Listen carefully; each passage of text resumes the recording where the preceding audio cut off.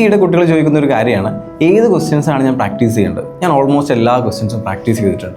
ഞാൻ ഇനി പുതിയ ക്വസ്റ്റ്യൻസ് തേടി പോകണോ, അല്ലെങ്കിൽ ചെയ്ത ക്വസ്റ്റ്യൻസ് തന്നെ പ്രാക്ടീസ് ചെയ്യണോ എന്നുള്ളത്. നമ്മൾ പറഞ്ഞു കൊടുക്കുന്നത്, ഈ ഒരു സമയം കൊണ്ട് നിങ്ങൾ ഓൾമോസ്റ്റ് കാണാവുന്ന എല്ലാ പരമാവധി ക്വസ്റ്റ്യൻസ് നിങ്ങൾ കണ്ടിട്ടുണ്ടാവും. നമ്മുടെ ഡോപ്പിൽ നമ്മുടെ കോഡ് ബ്ലൂ നമ്മുടെ മെറ്റീരിയലിൻ്റെ ഏറ്റവും പുറകിലായിട്ട് കീ ക്വസ്റ്റ്യൻസ് ഒന്ന് മാർക്ക് ചെയ്തിട്ടുണ്ട്. അതായത് കുട്ടികൾ പ്രാക്ടീസ് ചെയ്യുമ്പോൾ അവർ ഏറ്റവും ഇമ്പോർട്ടൻ്റ് ആയിട്ടുള്ള ക്വസ്റ്റ്യൻസ് നമ്മുടെ കോഡ് ബ്ലൂവിൻ്റെ ഏറ്റവും പുറകിലായിട്ട് കീ ക്വസ്റ്റ്യൻസ് ആയിട്ട് മാർക്ക് ചെയ്യും.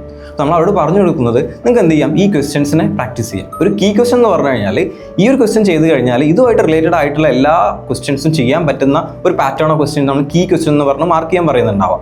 സോ ഈ സമയത്ത് നിങ്ങൾക്ക് ചെയ്യാൻ പറ്റുന്നത് ഇതുപോലത്തെ കീ ക്വസ്റ്റ്യൻസ് ചെയ്യാം. അതുപോലെ തന്നെ രണ്ടാമത്തെ ഒരു ഓപ്ഷൻ ആയിട്ട് നിങ്ങൾക്ക് ചെയ്യാൻ പറ്റുന്നത് നമ്മുടെ വീക്ക്ലി എക്സാമുകൾ അല്ലെങ്കിൽ ഗ്രാൻഡ് എക്സാമുകൾ അല്ലെങ്കിൽ ചാപ്റ്റർ വൈസ് ആയിട്ടുള്ള എക്സാമുകൾ കണ്ടക്ട് ചെയ്തപ്പോൾ അതിൽ നടത്തിയിട്ടുള്ള എക്സാം ക്വസ്റ്റ്യൻ പേപ്പേഴ്സ്. ഒരു എക്സാം ക്വസ്റ്റ്യൻ പേപ്പറിൻ്റെ പ്രത്യേകത എന്ന് പറഞ്ഞു കഴിഞ്ഞാൽ ഒരു ഫാക്കൽറ്റിയോട് നമ്മൾ എക്സാം ക്വസ്റ്റ്യൻ പേപ്പർ പ്രിപ്പയർ ചെയ്യാൻ പറയുമ്പോൾ അവർ ഏറ്റവും ബെസ്റ്റ് ആയിട്ടുള്ള അല്ലെങ്കിൽ ആ ഒരു 30 ക്വസ്റ്റ്യൻ ആണെന്നുണ്ടെങ്കിൽ ആ ഒരു ചാപ്റ്ററിൽ നിന്ന് ഡിഫറൻ്റ് ആയിട്ടുള്ള ഏരിയാസ് നിന്ന് കളക്ട് ചെയ്യുന്ന ക്വസ്റ്റ്യൻസ് ആയിരിക്കും നമ്മുടെ എക്സാമിൽ ഇടുന്നുണ്ടാവുക.